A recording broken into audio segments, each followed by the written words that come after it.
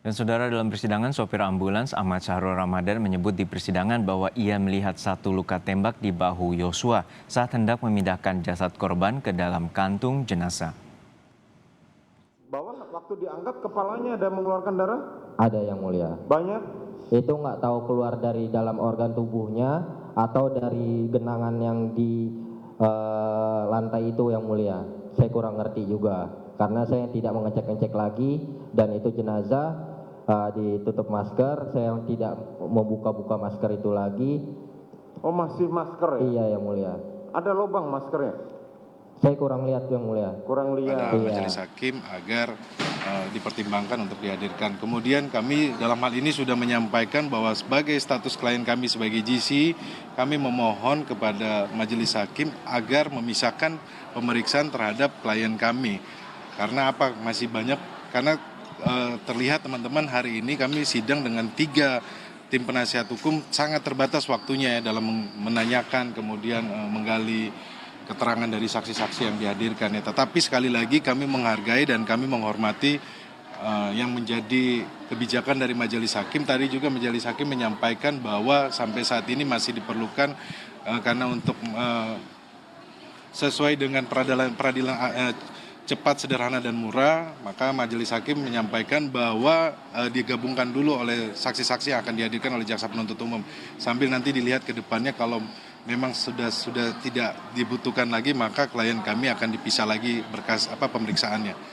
Jadi sekali lagi kami apresiasi kepada majelis hukum dan majelis hakim dan teman-teman dari jaksa penuntut umum yang hari ini kami sudah melaksanakan persidangan dengan baik. Terima kasih. Selain tadi dikatakan bahwa diminta untuk dipisahkan gitu persidangan, sebenarnya apa sih Bang alasan lain atau pertimbangan lain dari kuasa hukum selain tadi waktu terkait dengan waktu terbatas? Ya tadi kan contohnya kami menanyakan bahwa saudara FS sempat setelah 3 hari itu melakukan PCR-nya di mana? Di rumah Bangka. Tetapi kan dari lawyer yang dari saudara KM menanyakan isolasinya di mana.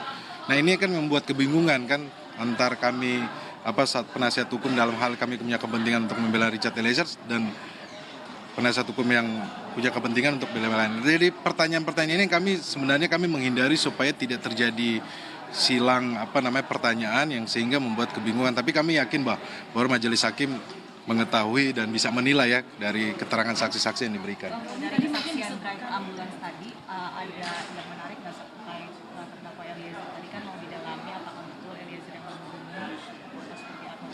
Tadi kalau dari Richard Eliezer kan sebenarnya tidak bertemu langsung sama ambulans ya, tetapi kan tadi ambulans menyampaikan mengenai posisi dari almarhum Joshua, kemudian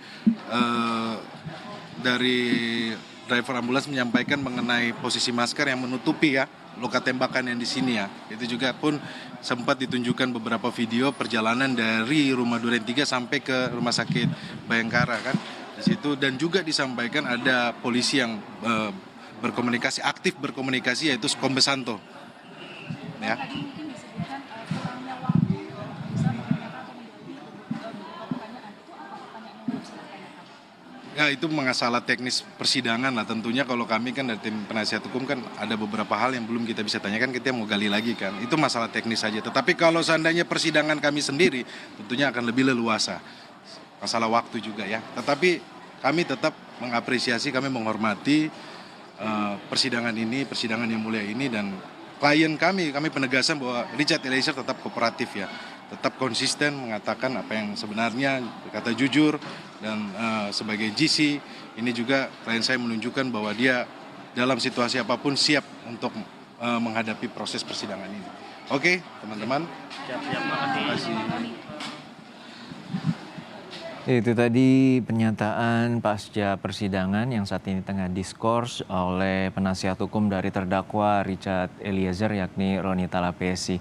Sebelumnya Roni Talapesi juga menyampaikan apresiasinya terhadap majelis hakim terkait dengan persidangan kali ini.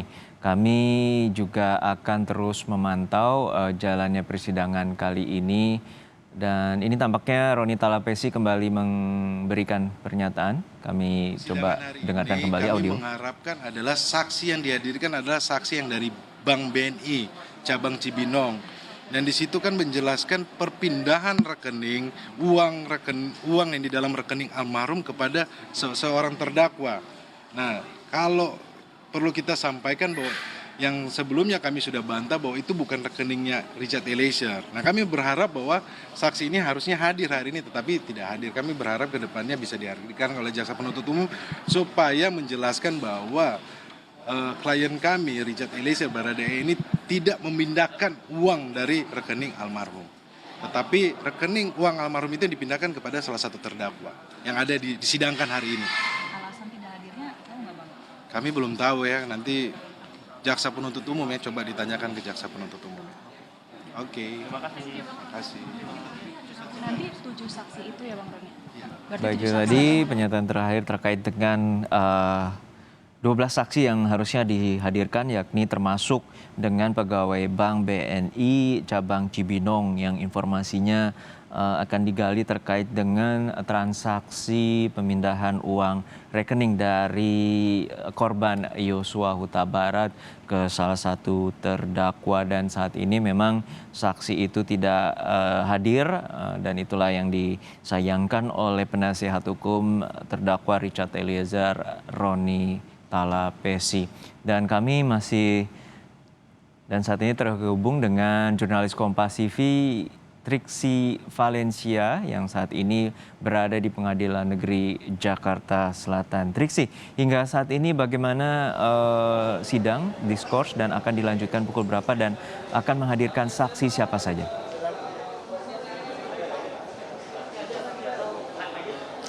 Ya, Juna dan juga saudara, tadi kalau mengutip apa yang disampaikan oleh Hakim Ketua, yakni bukan diskors tapi melainkan ditunda menjadi minggu depan, yakni hari Senin kembali dijadwalkan untuk melakukan pemeriksaan saksi. Dalam hal ini masih saksi-saksi dari jaksa penuntut umum. Karena tadi sebenarnya dari 12 saksi yang harusnya pada hari ini memberikan keterangan, jaksa penuntut umum ini hanya mendapatkan konfirmasi dari 5 orang saksi saja yang memang sudah hadir, yakni dari petugas PCR, kemudian juga dari petugas ambulans, kemudian juga dari petugas atau dari tim provider telekomunikasi itu yang hadir dan memberikan keterangan tadi. Sementara untuk saksi lainnya ini tidak memberikan konfirmasi atau keterangan. Jadi memang tadi ketika kami mencoba mengkonfirmasi kepada jaksa penuntut umum, ini pihaknya masih terus mencoba menghubungi para saksi yang memang tidak memiliki keterangan apa yang menjadi alasan dirinya atau pihaknya ini tidak hadir untuk memberikan keterangan pada saksi yang diagendakan pada hari ini. Jadi tadi kalau kami rangkum ada Sartini, asisten rumah tangga yang tidak hadir, kemudian juga ada Rojia, lalu juga ada Novianto Rifai, merupakan dari asisten pribadi Verdi Sambo, dan juga ada Anita Amalia dari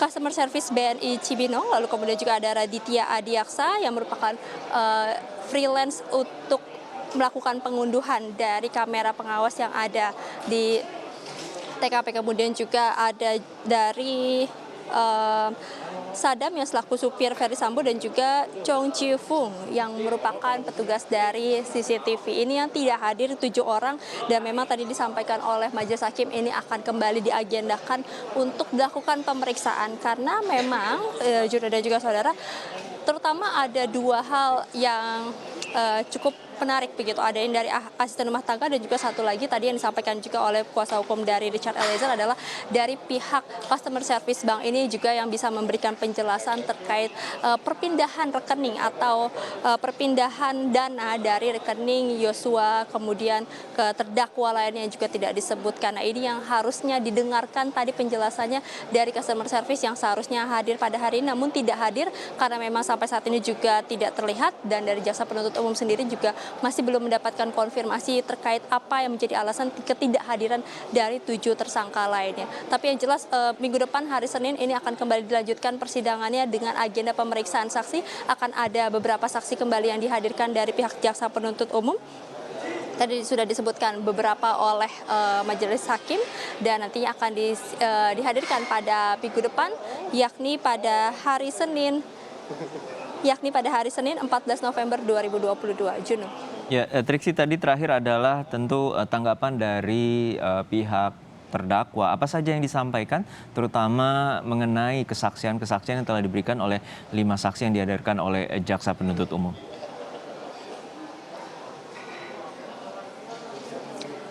Iya, dari ketiganya tadi membenarkan terkait keterangan saksi yang disampaikan oleh 2 orang petugas PCR, karena memang 2 orang tersebut ini memberikan informasi terkait bagaimana kronologi, maksud kami pada tanggal 7, pada tanggal 8, kemudian juga terkait berapa lama kemudian petugas PCR ini sering melakukan atau rutinitas yang dilakukan oleh keluarga Verdi Sambo ini untuk melakukan tes PCR ketika pulang dari luar kota atau